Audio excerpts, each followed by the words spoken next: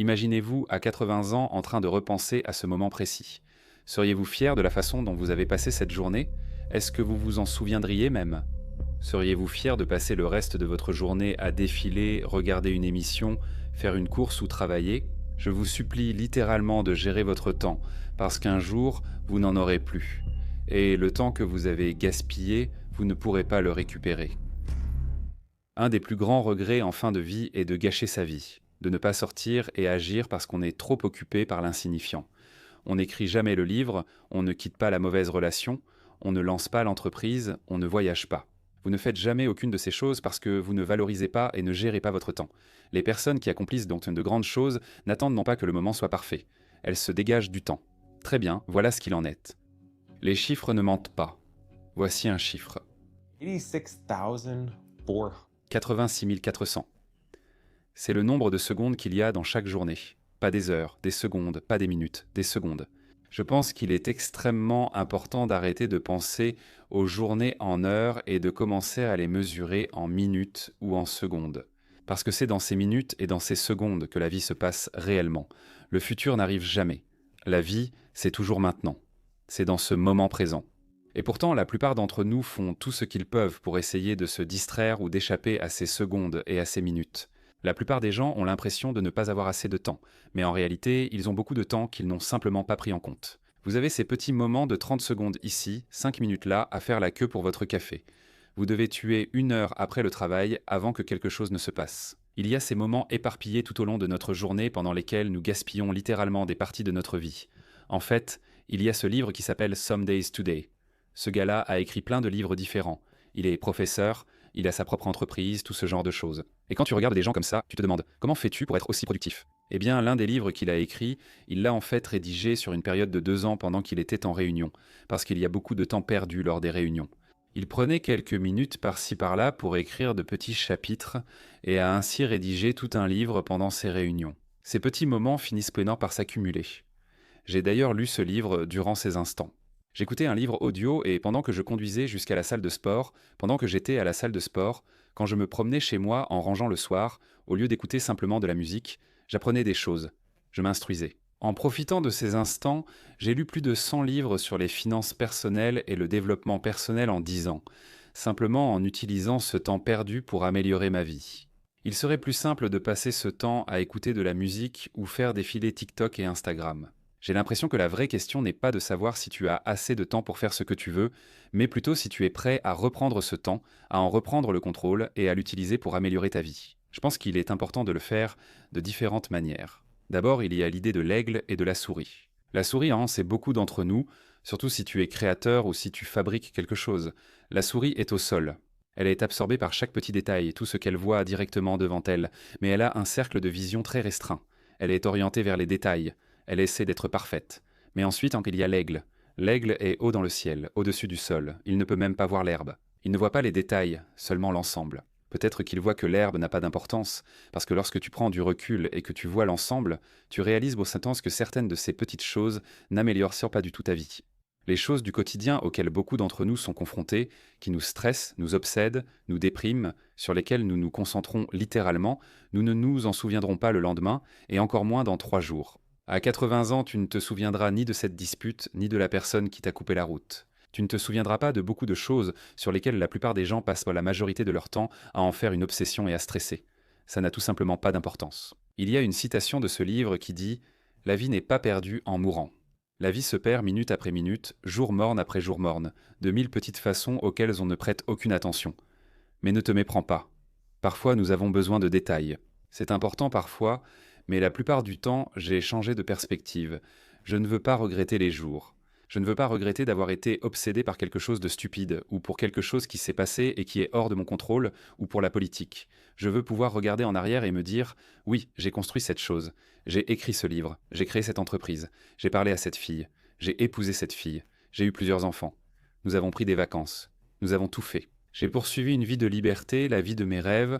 J'ai poursuivi ça. J'ai tout donné et j'ai fait ce qu'il fallait. » Et la seule façon d'atteindre tout ça, c'est de reprendre ces minutes qui sont gaspillées, de les reprendre à la consommation et de les investir dans la création, de les investir dans le fait d'être présent à ce moment, qui est le seul moment que nous ayons. Je pense qu'il est aussi important de se rappeler qu'il y a certaines choses qui ne méritent pas notre temps. Et si tu peux les éliminer, ta vie changera. C'est pour ça que j'aime briser les règles. Suivre les règles, c'est rester assis 2 heures en réunion et perdre son temps. Arrêter de deviner, commencer à gagner. Avant, j'essayais de deviner où allait le marché, puis j'ai trouvé un investissement qui rapporte simplement de façon régulière. Je vais vous montrer comment faire et obtenir un bonus jusqu'à 500 euros. Des études montrent que 66% des investisseurs admettent avoir pris au moins une décision d'investissement qu'ils regrettent, et ce n'est pas surprenant. Lorsque vous investissez en bourse, vous devez constamment prévoir et prendre des décisions. Acheter, vendre, attendre, réagir aux nouvelles. Le problème, c'est que quand de l'argent est en jeu, l'émotion intervient, on réagit émotionnellement, et investir ainsi mène presque toujours à des pertes. C'est pourquoi j'ai toujours cherché un moyen d'investir sans rester collé au marché. C'est alors que j'ai découvert Mintos. Plutôt que de prédire les actions, j'ai investi dans des prêts et perçu des intérêts. Vous prêtez de l'argent à des entreprises ou à des particuliers et touchez des intérêts fixes. Sur Mintos, tout est très simple. Le rendement attendu pour chaque prêt est fixé à l'avance et les paiements arrivent chaque jour comme un revenu passif prévisible. Et cela reste simple. Sur la plateforme, je filtre les prêts selon le rendement désiré et le niveau de risque accepté. L'horizon de temps pour récupérer mon argent, le pays dans lequel je veux investir et même la devise. Mintos propose aussi des portefeuilles automatisés, vous évitant de tout surveiller pendant que vos rendements sont réinvestis automatiquement. Ce qui me laisse plus de temps pour voyager, comme j'aime. Une autre raison, c'est la diversification, une règle de base en finance. Ne pas tout mettre au même endroit. La grande question est, quel type de rendement pouvez-vous réellement attendre? Le rendement moyen des prêts est de presque 11%. Et ça, mes amis, c'est un très bon rendement, surtout pour un revenu passif. Mintos fonctionne depuis 2014, compte plus de 600 000 utilisateurs et était réglementé dans l'Union européenne sous MiFID. Et comme vous passez par ma chaîne, vous bénéficierez d'un bonus exclusif allant jusqu'à 500 euros à partir d'un investissement de 1500 euros. Cliquez sur le lien ou scannez le code QR pour l'obtenir immédiatement. Des rendements stables, pas de mauvaises surprises et en plus un bonus. Ne ratez pas cette opportunité et bonne chance. Tu te contenteras d'un travail que tu détestes pendant 40 ans, juste pour pouvoir profiter de 7 ans de retraite. Littéralement, l'échange le plus stupide de l'histoire est devenu normal. C'est ça, la moyenne. Si tu passes les meilleures années de ta vie à travailler pendant 40 ans pour enrichir quelqu'un d'autre, avec seulement 2 semaines de vacances, tu manques la chance de voir tes enfants toute la journée. Tu ne peux même pas sortir quand il fait beau, c'est littéralement de la folie. Et puis tu arrives à 65 ans, tu peux enfin prendre ta retraite. Il ne te reste en moyenne que 7 ans à vivre pour profiter de ta retraite, alors que tu es dans la pire forme de ta vie. C'est insensé, pourtant c'est la norme. Si c'est normalisé, c'est parce que c'est le plus simple à faire. Aller travailler, perdre ses soirées. En moyenne, une personne regarde 5 heures de télévision. Ils passent des heures chaque jour à faire défiler les réseaux sociaux. Ils consomment à outrance et ne se ménagent jamais d'échappatoire. Ils ne brisent jamais les règles en affirmant que je peux être libre, changer la vie de ma famille ou constituer un patrimoine transmis de génération en génération. Ils n'y arrivent jamais. Et à la place, ils se distraient parce que leur boulot quotidien est tellement nul, parce que c'est ça, le chemin normal. Ce n'est pas parce que tout le monde regarde la nouvelle saison de Stranger Things, ou peu importe la nouvelle série du moment que tu dois passer 10 heures de ta vie à échanger ton temps contre ça. Pour certains, c'est un bon échange, mais à 80 ans, te diras-tu « J'aurais aimé revoir Friends encore une fois ?» Je pense que ça aurait été une bonne façon d'utiliser 30 heures de ma vie. J'aurais aimé revoir « Non, tu ne vas pas le faire », mais tu pourrais utiliser ce temps pour lancer une entreprise ou apprendre le piano. Tu pourrais littéralement faire n'importe quoi avec ce même temps que la plupart des gens gaspillent. Donc je ne préconise pas un système parfait, codé par couleur où chaque moment de ta journée est programmé à l'extrême, ni ces magnifiques routines matinales qui te prennent 2 heures à te plonger le visage dans de l'eau froide et compagnie. Beaucoup de conseils de gestion du temps sont exagérés et peu importants selon moi. Cherche plutôt ces quelques secondes disséminées dans ta journée, ces petits moments-là. Aie un objectif vers lequel tu avances pour que lorsque tu as du temps libre, tu puisses l'investir dans quelque chose de productif. Peut-être que ce n'est sans que 10 minutes par jour, mais si tu écris une page d'un livre chaque jour, ce que tu peux faire le matin au lieu d'avoir une énorme routine matinale, tu peux écrire un roman en 1 an. Ce n'est peut-être pas le meilleur, mais tu as toujours voulu écrire ce livre. Tu peux l'écrire en 1 an. Pourtant, beaucoup ne le font pas, faute de cadre parfait, comme le café à 10 heures. Dans un café, ce cadre parfait pour écrire et tout ça, il ne commence jamais. Tu peux écrire un livre pendant les réunions. Tu peux écrire un livre le matin. Tu peux lancer une chaîne YouTube le matin. Tu peux lancer cette entreprise. Tu peux faire des pompes. Fais ce qui te permettra, en regardant en arrière, d'être fier de toi, d'avoir construit quelque chose, de t'être dépassé et d'avoir amélioré la vie de ta famille. Tout cela peut arriver dans les moments libres de ta vie. Honnêtement, pour la plupart, il y a une chose énorme qui est ton principal problème. Avant d'en arriver là, je veux te partager une habitude que j'ai adoptée chaque jour depuis environ 3 ans. Et cela consiste à m'assurer que je sais ce que je suis censé faire. Souvent, si l'on ne comble pas les vides de nos vies par du positif, c'est parce qu'on ignore ce que cela pourrait être. Lire un livre, lancer une entreprise, écrire un livre, créer une chaîne YouTube, qu'est-ce qu'on est censé mettre dans nos vies? Et donc, au cours des 3 dernières années, j'ai pris l'habitude de noter la seule chose qui, si je la fais aujourd'hui, fera que ma journée sera une réussite. J'utilise un Finisher's Journal pour cela. J'ai déjà fait des vidéos expliquant son utilisation. Chaque jour, je connais ma tâche principale, les secondaires et les autres à faire. Ainsi, quand j'ai du temps libre, je sais sur quoi travailler et ce que je peux construire. J'ai écrit le script de cette vidéo pendant mes petits moments libres ces 2 derniers jours. Quand j'avais des idées ou du temps libre, je réfléchissais à ce sujet et à mes habitudes, puis j'écrivais un plan de ce que je voulais dire. Et je l'ai fait parce que je savais à quoi je devais réfléchir, je savais sur quoi je devais travailler. Ce que j'apprécie avec ce journal, c'est que tu fixes des objectifs sur 90 jours et quelques actions pour les atteindre. Et ensuite, chaque semaine, je peux faire de petits progrès vers le grand objectif. C'est comme ça que j'ai construit cette chaîne YouTube. C'est comme ça que j'ai créé plusieurs autres chaînes YouTube et entreprises. C'est comme ça que j'ai acquis mes biens locatifs. C'est comme ça que je reste sur la bonne voie pour rester en forme. Tout est simplement décomposé. Je sais où je vais et je peux décomposer les étapes pour y arriver. Je sais que chaque jour, je peux occuper mes temps libres avec ce qui me rapproche de mon objectif rêvé. C'est un outil génial que j'utilise depuis des années. J'ai en fait des vidéos complètes et détaillées où j'explique exactement comment je fixe mes objectifs et ce genre de choses. Si tu veux les regarder, je laisserai un lien dans la description. Il y a un code de réduction. C'est un de mes partenaires préférés, je les utilise depuis longtemps. C'est le modèle idéal pour fixer des objectifs. C'est exactement ce que je créerai. Merci à Finishers de s'être associé à moi. Cela a vraiment changé ma vie. Si tu as du mal à te fixer des objectifs et à t'y tenir, essaie-en un plutôt que d'aller déjeuner dehors une fois. Tu pourrais acheter quelque chose qui, je l'espère, changera ta vie. Il y a un lien en bas, on y reviendra. Avant, je nettoyais des bureaux pour 11 $ de l'heure et je faisais aussi du béton imprimé, une compétence bien plus valorisée. Donc pour celui-là, je gagnais en fait environ 20 $ de l'heure. Je devais travailler de 5 heures du matin jusqu'à 3 ou 4 heures de l'après-midi à faire un travail manuel vraiment difficile. Pendant ce temps, je gagnais plus qu'en une semaine à nettoyer des bureaux et j'ai compris que certaines compétences valent plus que d'autres. Si je continue à échanger mon temps, ma vie, ce sont les gros blocs, pas seulement les secondes gaspillées chaque jour. C'est le principal temps perdu par la plupart des gens.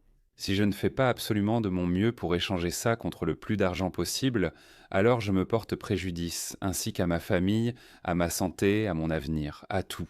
Je pense que c'est à ce moment-là que j'ai réalisé pour la première fois que tous les échanges de temps contre de l'argent ne se valent pas. Et puis, pour aller encore plus loin, échanger son temps contre de l'argent est le piège qui détruit la vie de la plupart des gens.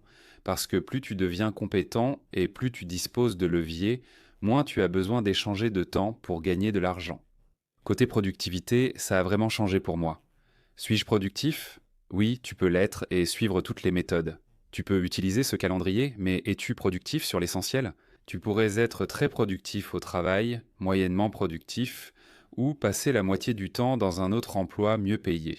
Et donc, un peu comme pour désencombrer ta maison, organiser ton bazar n'est pas la solution.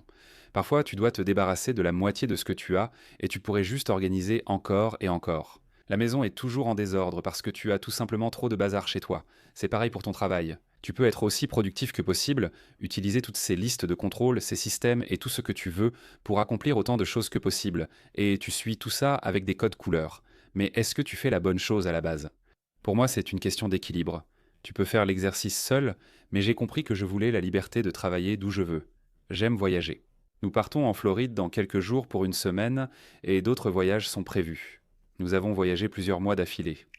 J'adore ça. C'est quelque chose que j'ai toujours voulu depuis que je suis enfant, mais que je n'ai jamais vraiment pu faire. Et tu vois, je veux ça, donc j'ai besoin de pouvoir travailler d'où je veux. Cela élimine environ 80% des emplois qui ne permettent pas de travailler d'où on veut. Je ne suis pas prêt à échanger cela contre de l'argent. Ensuite, je veux avoir du temps à passer avec mes enfants. Ne jamais avoir à m'inquiéter si je suis malade, je ne travaillerai tout simplement pas et je gagnerai quand même de l'argent. Si mes enfants sont malades, je ne travaillerai pas et je gagnerai quand même de l'argent. Je veux m'assurer que mon temps n'est pas directement lié à l'argent que je gagne. Ensuite, je veux bénéficier d'un effet de levier. Quand on bénéficie d'un effet de levier dans son travail, c'est là qu'on peut créer de la richesse. Par exemple, si vous êtes employé, le propriétaire de l'entreprise dispose d'un effet de levier grâce à vous. Il vous paie, peu importe, tant de dollars de l'heure pour pouvoir gagner 40 dollars grâce à votre heure de travail. Donc, il tire parti de vous pour gagner plus d'argent. Et plus vous pouvez leur rapporter, plus ils peuvent se gagner d'argent, sans avoir à travailler plus dur. Donc, si vous subissez toujours cela, vous ne deviendrez jamais riche. Pour plus de 90% des gens, c'est mathématiquement impossible. C'est pourquoi je veux être du côté de ceux qui bénéficient de cet effet de levier. Je veux avoir un travail que je peux diffuser, qui peut aller sur Internet, qui peut toucher autant de personnes qu'il y en a. Cela peut être la création d'un produit, peut-être même d'un livre. Vous l'écrivez une fois, vous pouvez le vendre pendant les 20 prochaines années. Peut-être que ça ne rapporte pas beaucoup, mais vous pouvez quand même le vendre pendant les 20 prochaines années. Peut-être que vous faites des vidéos YouTube, peut-être que vous créez un type de produit numérique, peut-être que vous aidez les gens à faire quelque chose en ligne, vous créez un abonnement. Il y a tellement de choses différentes que vous pouvez faire comme ça. Vous pouvez le construire une fois ou fournir un minimum d'efforts, puis soit l'automatiser via Internet, du code ou des logiciels, ou le confier à d'autres personnes. Vous pouvez ainsi profiter de cet effet de levier et vivre la vie de vos rêves plutôt que de la créer pour autrui. Le plus grand piège, selon moi, est de ne pas détester chaque minute de sa journée. Votre travail est correct, mais sans plus. Un jour, j'aimerais m'en échapper. Ainsi, vous gaspillez votre temps sans rien créer ni ressentir ce besoin d'évasion. Je suis très reconnaissant envers cette entreprise de nettoyage. J'avais besoin de m'échapper. Je me disais que je ne pouvais plus continuer un an de plus. Un soir de Noël, j'ai paniqué dans la voiture. J'ai dû partir pour remplacer quelqu'un, et j'ai atteint ce point de rupture où je me suis dit, je ne peux tout simplement pas faire ça. Peu importe ce qu'il faut, je ne peux pas continuer. Ouais, j'en ai vraiment marre. J'en ai assez. J'ai comblé ces failles et saisi les opportunités pour gagner ma liberté moins d'un an après cette vidéo. Mais si beaucoup restent bloqués, c'est parce que leur situation n'est pas si terrible.